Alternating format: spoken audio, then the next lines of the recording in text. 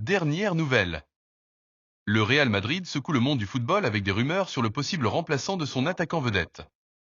Xavi Alonso reçoit d'excellentes nouvelles à l'entraînement, et le club publie un communiqué officiel concernant le match controversé du FC Barcelone à Miami. Tous les détails ici. Mais avant, cher madridista, je t'invite à t'abonner à la chaîne, à laisser un j'aime et à activer la cloche de notification pour ne rater aucune actualité du plus grand club du monde. Merci infiniment. Ce mercredi matin, le Real Madrid a repris le chemin des terrains d'entraînement de Valdebebas dans une ambiance de concentration absolue.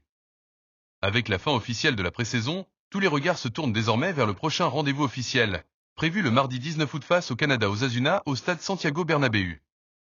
Cette séance marque le début d'une nouvelle phase après la victoire convaincante orchestrée par Xavi Alonso contre le WSG Tirol en Autriche, un match qui a servi de baromètre pour évaluer la condition physique, la cohésion tactique et les progrès du collectif méringué.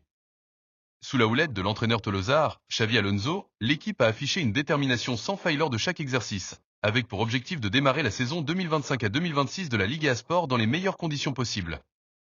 Cette campagne s'annonce riche en émotions, défis et attentes élevées. La séance d'entraînement d'aujourd'hui, la première depuis le match amical en Autriche, a permis à Alonso de mettre en place des exercices intenses visant à affiner les détails tactiques et physiques, dans le but de préparer une équipe capable de rivaliser au plus haut niveau dès le coup d'envoi de la saison. La journée a débuté par une série d'exercices d'activation musculaire réalisés en salle, axés sur l'échauffement, la mobilité et la prévention des blessures. Les joueurs ont ensuite foulé la pelouse de Valdebebas pour alterner entre des activités physiques exigeantes et des ateliers techniques spécifiques.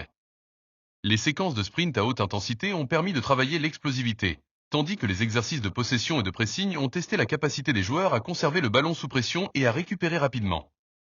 Des simulations tactiques ont également été au programme, avec un accent mis sur la synchronisation entre les lignes, la précision des passes et la fluidité des transitions offensives. La séance s'est conclue par une phase de récupération active, comprenant des sessions de physiothérapie, des étirements encadrés par le staff médical et des traitements d'hydrothérapie. Ces étapes sont essentielles pour garantir que les joueurs abordent le début de saison en pleine forme, dans un calendrier qui s'annonce chargé avec la Ligue des Champions et la Coupe du Roi. Cette approche globale reflète la philosophie de Xavi Alonso, qui allie rigueur tactique et attention méticuleuse à la condition physique de ses joueurs. La grande nouvelle de la journée concerne le retour au sein du groupe de Federico Valverde, l'un des piliers du milieu de terrain madridista. Surnommé El Halcón, le joueur uruguayen avait été ménagé lors du match amical contre le WSG Tirol en raison d'une légère surcharge musculaire. Lors de la séance d'entraînement de ce mercredi, Valverde a retrouvé le contact avec le ballon et a affiché un rythme prometteur, confirmant son retour en forme. Dans une déclaration aux médias après la séance, il s'est montré confiant. « Je suis prêt à 100% pour le début de la saison. On va tout donner pour démarrer fort. » Sa présence face à Osasuna semble assurer, une excellente nouvelle pour Alonso et les supporters. En revanche, le jeune prodige argentin Franco Mastantuono, récemment arrivé au club, était absent de manière programmée lors de cette séance. Le milieu offensif, considéré comme l'une des futures stars du Real Madrid, rejoindra le groupe jeudi, jour de son anniversaire. Son arrivée suscite une immense attente parmi les supporters, qui voient en lui un joueur capable de marquer l'histoire du club à moyen et long terme. Cependant, plusieurs joueurs clés manquent encore à l'appel. Eduardo Camavinga, David Alaba, Ferland Mendy et Jude Bellingham poursuivent leur programme de récupération respectif. Camavinga, touché à la cheville durant la pré-saison, progresse de manière satisfaisante, et le staff médical espère qu'il sera opérationnel pour le match contre Osasuna. Alaba, toujours en convalescence après une grave blessure au genou survenue la saison passée, avance prudemment dans sa rééducation. Mendy et Bellingham, quant à eux, suivent des protocoles spécifiques pour des problèmes musculaires. Dans un communiqué officiel publié sur son site internet, le Real Madrid a tenu à rassurer les supporters. Tous les joueurs blessés évoluent favorablement. L'objectif est de récupérer l'ensemble de l'effectif dans les meilleures conditions dans les semaines à venir.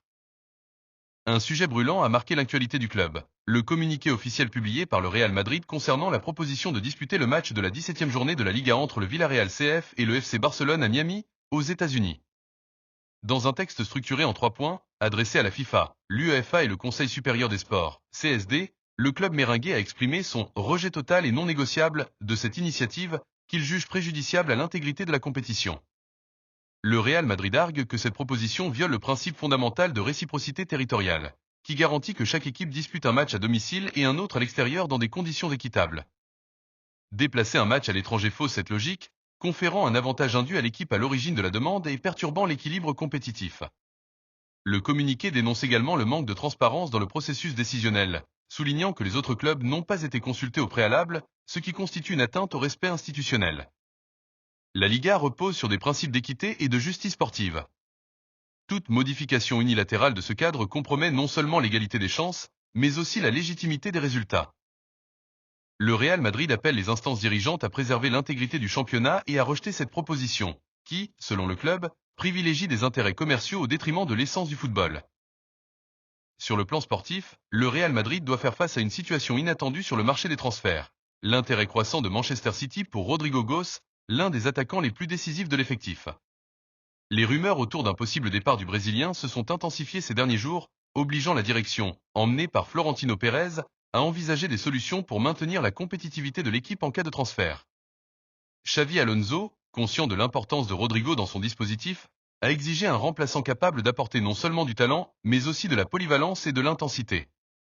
Le profil recherché est celui d'un joueur jeune, capable de jouer à plusieurs postes en attaque et de s'imposer dans les grands matchs.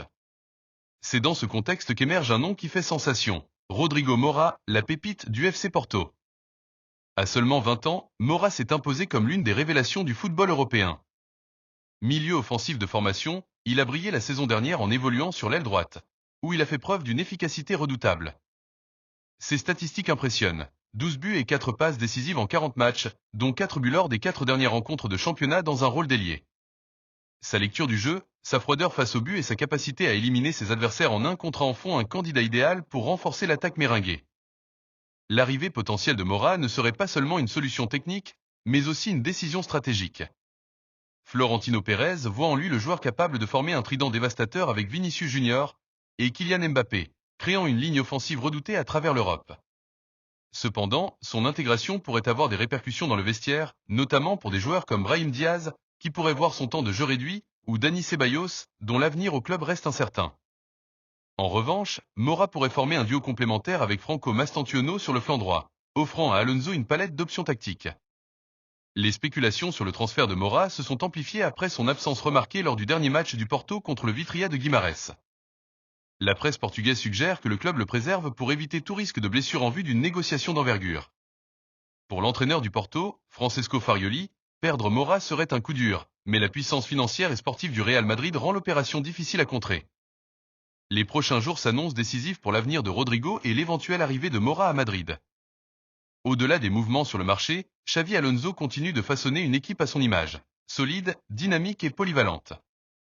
Sa philosophie repose sur une maîtrise du ballon, un pressing haut et des transitions rapides, avec une attention particulière portée à l'adaptabilité tactique.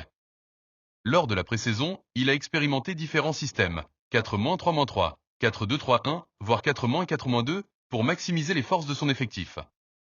Au milieu de terrain, le retour de Valverde et l'arrivée imminente de Mastantuono offrent des options variées. L'Uruguayen apporte du dynamisme, de la couverture défensive et une capacité à se projeter vers l'avant, tandis que l'Argentin promet de la créativité et du déséquilibre. En défense, Antonio Rudiger et Eder Militao forment une charnière centrale solide, avec Dani Carvajal comme leader sur le flanc droit. Le poste d'arrière-gauche reste une interrogation, en attendant le retour de Mendy, qui pourrait stabiliser cette zone face à la concurrence de Fran Garcia. En attaque, la possible sortie de Rodrigo oblige Alonso à repenser son trident. Vinicius Junior et Mbappé sont des intouchables, mais la troisième place pourrait être occupée par Mora, Mastantuono ou un Brahim Diaz en quête de confirmation. Alonso, connu pour sa minutie, travaille à l'intégration de ces éléments, conscient que la profondeur de l'effectif sera cruciale pour rivaliser sur tous les tableaux. À l'approche du début de la saison, le match contre Osasuna représente un premier test majeur. Les Navarrais, réputés pour leur intensité et leur organisation défensive, ne seront pas un adversaire facile. Cependant, le Santiago Bernabéu, poussé par ses supporters, sera un atout précieux pour lancer la saison sur de bons rails. L'ambiance à Valdebebas est empreinte d'optimisme et de détermination. Sous la direction d'un Xavi Alonso qui allie charisme et rigueur tactique, les joueurs sont pleinement investis dans le projet. L'éventuelle arrivée de Rodrigo Mora, le retour progressif des blessés et l'émergence de talents comme Mastantuono dessinent un avenir prometteur pour le Real Madrid. Le Real Madrid, ce n'est pas seulement un club, c'est une passion, une manière de vivre. À l'aube de cette nouvelle saison, le message est clair. L'équipe est prête à se battre pour chaque titre, à écrire de nouvelles pages de son histoire glorieuse. Les supporters, comme toujours, seront le 12e homme, portant l'équipe depuis les tribunes du Bernabéu et depuis chaque coin du globe. Alors, Madridista, ne manque pas une seconde de cette aventure. Abonne-toi, active les notifications et rejoins la famille blanche pour ce voyage vers la gloire. Alla Madrid!